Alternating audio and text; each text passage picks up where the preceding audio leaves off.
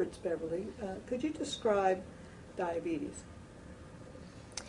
I mainly associate it with eating. I am food oriented. And so it's a big challenge and a lifestyle change with your food and being more aware of what you put into your body.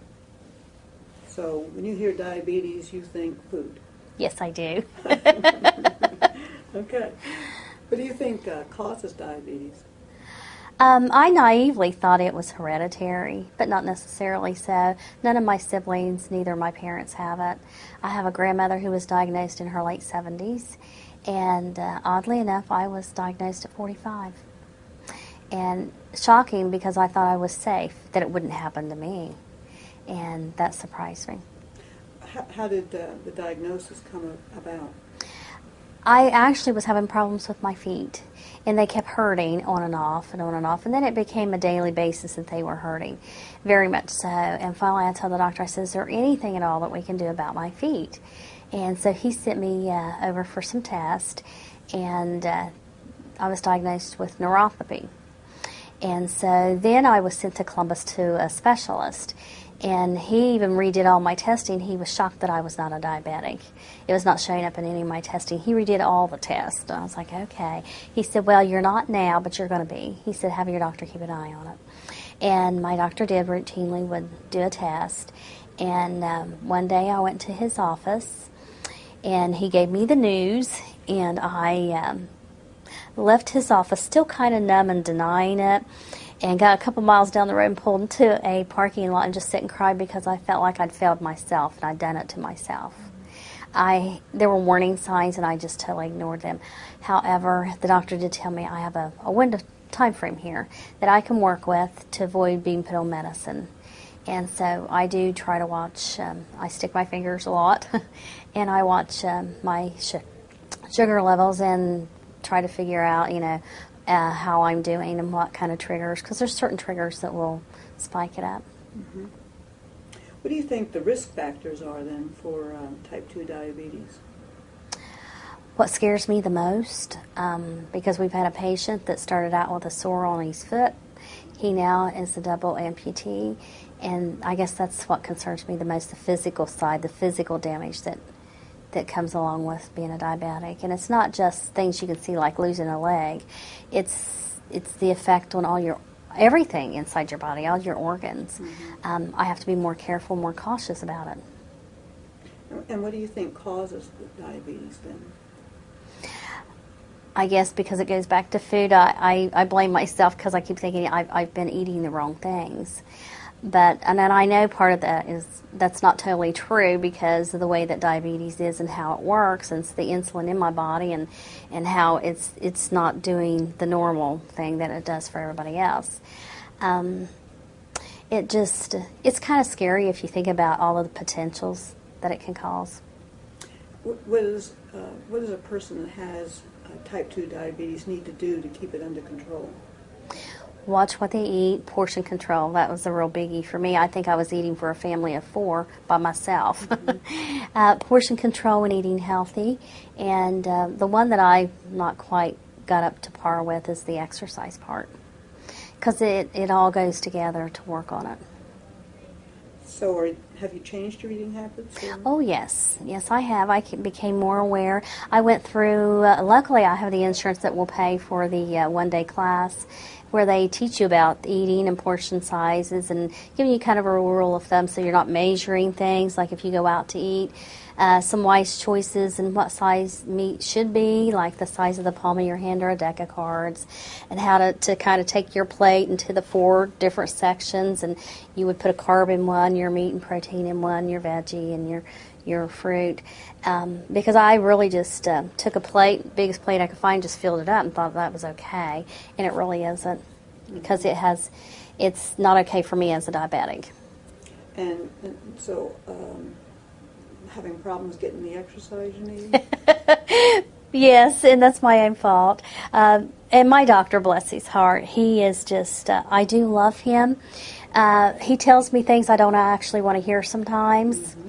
And we were discussing my lack of exercise.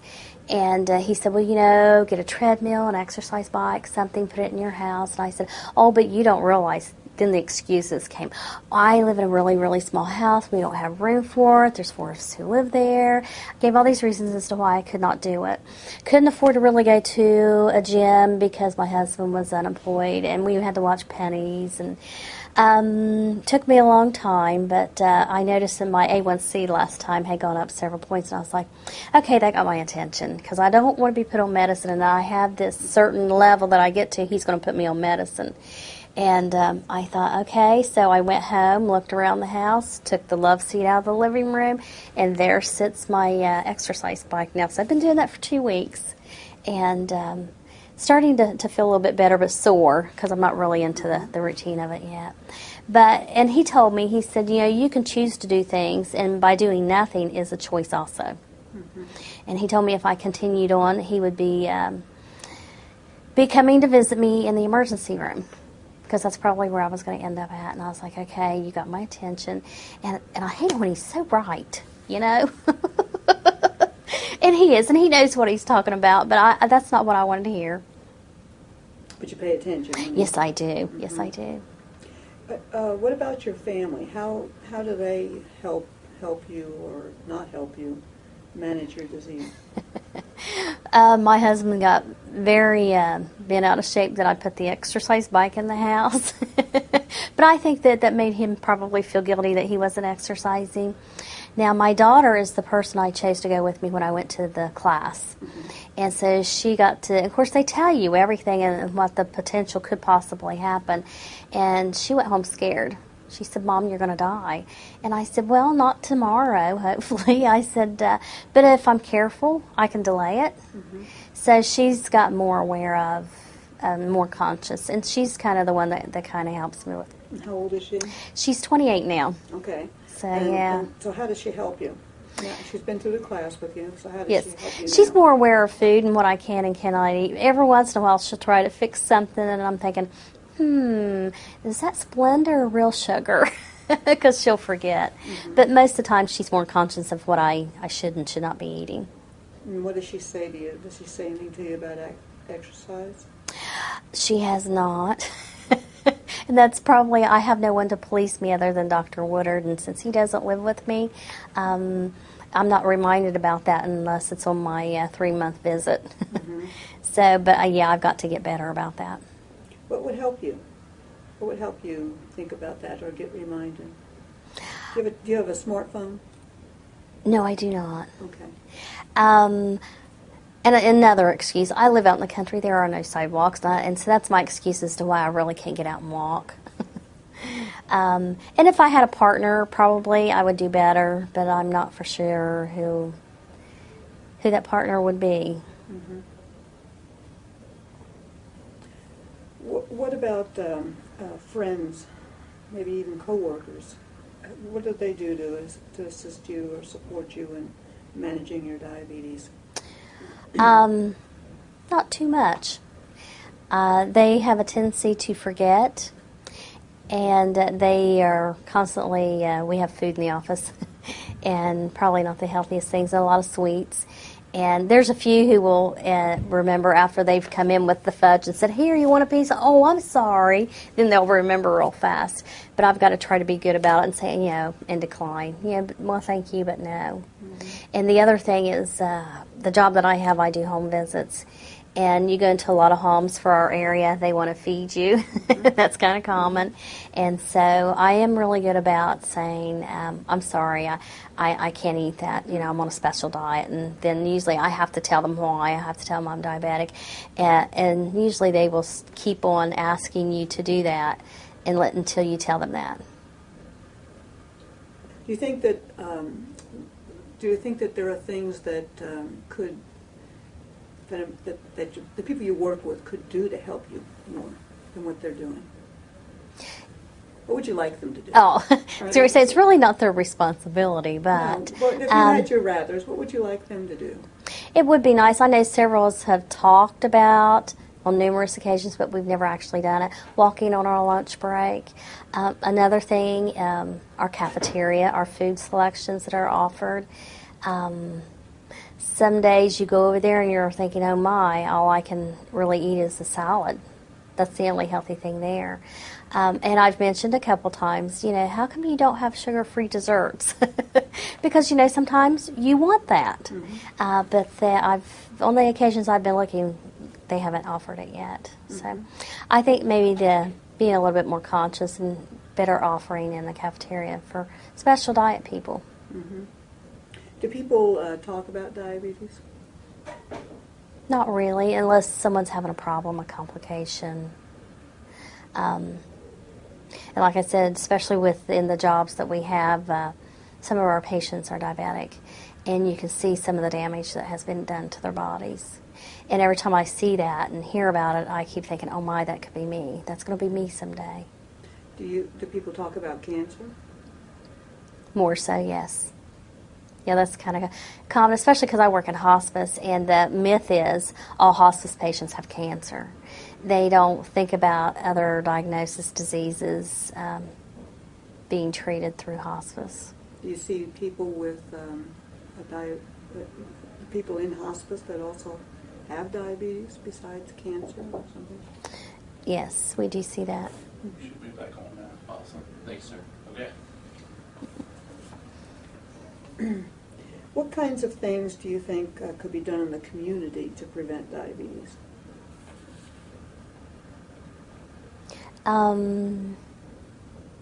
Maybe more offerings, education. That's probably the biggest thing. Educate people about diabetes and some of the things that should be done if you're diabetic. And make restaurants more friendly to healthy special diets. Because most generally, if you're going to cheat, you'll cheat when you're out in a restaurant. Why is that? I don't know if we feel we have the freedom to do it. Oh, it's just this one time. Mm-hmm. Mm-hmm. But not necessarily so, because you do pay for it. You'll see your sugar go up. Mm-hmm. Your numbers will go up. Mm-hmm. But I don't think there's a whole lot of not necessarily awareness out there about it. Mm-hmm. What do you think is the most important thing people need to know about diabetes? How important it is to catch it before it's full blown, to try to prevent it for as long as you can. That would be the probably most important thing. I'm not sure you could ever prevent it totally. At some point, probably as we age, the things will start happening more. But when you have that small window of opportunity, grab it and try to keep it down and avoid the complications as much as you can. There's an awful lot of young children who are now overweight and obese. Type 2, not just type 1. Yes, type 2. I'm talking type Yes. 2. What do you think we could do to prevent that in the community? A lot of programs that are out there, and I noticed they do it on a small scale at the Life Center. They don't really encourage that in children, which is, I think, where you should begin. Because if you teach them when they're little, that's just going to be the way of life. They're not going to have to be such a big change for them when they start into finding out they're having problems with stuff. If we could teach them to exercise and to eat properly and what the wise choices are, because I don't think that's really taught. And so you kind of talked to me about the workplace here. Do you belong to any groups? No. I'm not aware if we have a group. No, I don't mean that. I mean Oh. in your personal, besides your work, and I know you belong to the Diabetes Coalition and you participate in hospice activities, Uh-huh. but do you belong to any other groups in the community? Oh, personally, like at church Yes, or, uh-huh. yeah. And then, of course, there's just friends that we go out and do things with. Now, they're aware that I watch what I eat, but they're still not on board with the exercise either. I don't think any of us are. Okay, so that seems to be one of the problems. Yes. Why do you think people are so opposed to activity or exercise? Most people, if they need to go and get the exercise, if you are overweight or whatever, it's hard to go into a group out into the public, and especially when you're you're out of shape. There are very few beginners programs out there. You have to join a group or an exercise class, whatever, that people have been in there for years. They do it, and you're just starting, and you don't have that stamina. Of course, you're probably breathing and red-faced and wheezing within the first 5 minutes. There's people up there who don't have an extra 50 or 60 pounds that they're bebopping around with, and it makes it a little bit more difficult. And then the challenges of, like I have neuropathy, I have it from the knees down. And so it's embarrassing because sometimes I fall over my own feet because I don't feel what I'm doing. And I don't think there's really offerings out there for special needs. They just assume everybody's healthy if you're going to go to the gym or to a class or whatever. So not always taking in Right. the limitations people might have. When your family gets together, and I mean your big family, right, your extended family, do you ever talk about diabetes? Does that ever come up? Or? I'm the only one. Okay, so what kind of attention does that bring from the rest of the family? Amazingly, they have learned if they're to have some sugar-free desserts, and that's usually what made them more aware. I started bringing sugar-free desserts, and they were eating them too. And it's like, but I can't eat yours. You can eat mine, but I can't eat yours. And so they started having more offerings, and they've become more aware to let me know this is what's on the menu. And then if there's not wise choices there, then I'll bring something specifically for me. But they're learning. They're offering more salads, more veggies, and fruit trays, just different things like that. Or, like I said, the sugar-free. And lots of times, I don't know why, when we get in groups, everyone thinks they have to drink pop. And if there's not any sugar-free, diet pop there, I will drink water. And they've gotten kind of used to that. So there's usually an option there for me now. But it's taken 5 years to get there. That's really all of the questions I have. But before we conclude, I just wonder if there's anything else that I didn't ask you or anything that you want to share about living with diabetes or prevention. Not that I can think of. You asked quite a few questions. Does your one of the things I've discovered over the years is that families not only support, but they also sabotage us. Yes, they do. Does that happen in your family? At times, it won't hurt. Go ahead, you can eat this one piece. It's just this one time, but every time you do have a family cookout or a family, especially during the summer because it's frequent, it's like this month alone, I have, starting this weekend actually, I have a family reunion every weekend for the rest of this month. Between my husband's family, my dad's family, my mom's family, and it's just like, oh my. So that's temptation. Oh yes, and I'm tempted, and I do it. But one of the things that Dr. Woodard did tell me, the very first, he diagnosed me 2 weeks before Thanksgiving, 5 years ago. And he said, you're going to have to change things. He said, but I'm not saying you have to go tomorrow and start depriving yourself. He said, work on it.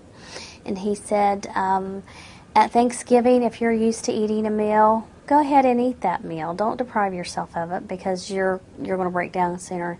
He said, and on the Christmas, if you have that special meal that you usually eat it. He said, but what I'm saying is don't start on Thanksgiving and eat all the way through New Year's. He said, eat on those specific days. He said, but, try and do baby steps. He said, you can't do it overnight. And he is right. So I don't beat myself up every once in a while for doing something. In the summer it's harder because there's a lot more going on, a lot more meals involved. So you find the summer more difficult than the winter? Yes.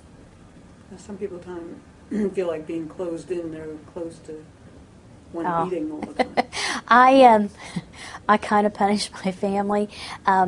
I try not to buy things I can't eat. Now, granted, I do get like regular Sugar Splenda, sugar-free cookies versus their cookies, whatever. But I do kind of try to make a difference and to have stuff there for me. But since I've gone through this, my family is eating healthier. It is. And I keep telling them, you guys need to start watching now. I don't want you someday ending up in a parking lot down from the doctor's office crying because you feel like you failed yourself, your body. Because that's exactly how I felt. I thought, I did this to myself. Is your husband good weight? Is he overweight, or do you think he's at risk for diabetes? I do think he's at risk. I ask him, every once in a while I'll test him on my little meter because his mother was a very bad diabetic. And none of her children really seem to think, because they're thin, that they're not. And I said, there are thin people who are diabetics. Mm-hmm. Not everybody that has diabetes is overweight. Mm-hmm. And so every once in a while I will check him. If he has a headache, he has blurred vision, whatever. He has hypertension, and so do I. And I've had mine since my last pregnancy, my late 20s. And so we kind of watched that together. But I do have a fear for him becoming a diabetic because he's totally non-compliant with everything. And that does scare me. And he is difficult for you. Yes. And he is, granted, when we got married he weighed 160. I think he's now at 225. And he is upset that he's over 200 because I guess how everyone has that goal in their head. I'm not going to be obese unless I go over this. And his was 200, and he got past there several years back. And he talks about it and how it upsets him. But when I try to encourage him to eat certain things or not eat certain things, he kind of gets angry at me. So I've kind of backed off on that, and I thought, well, I'll fix things and make it look good, and I try to eat at the table. That's novelty nowadays. And I've noticed my kids are coming in, but my husband still goes to the TV room to eat. And there are days that I eat by myself, but, I thought I want to encourage them to come back. So I sit in there, and sometimes they do. They'll head in there and sit down, and they'll realize I'm at the table, and I'm by myself, and they'll come back in. And I thought it'll just take time. Mm-hmm. Did you have gestational diabetes? Borderline. They were checking me, yes. Actually, I'm thinking both times. Okay. Well, thank you very much. You're welcome. This has been a very good interview. Well, thank Appreciate you. your time.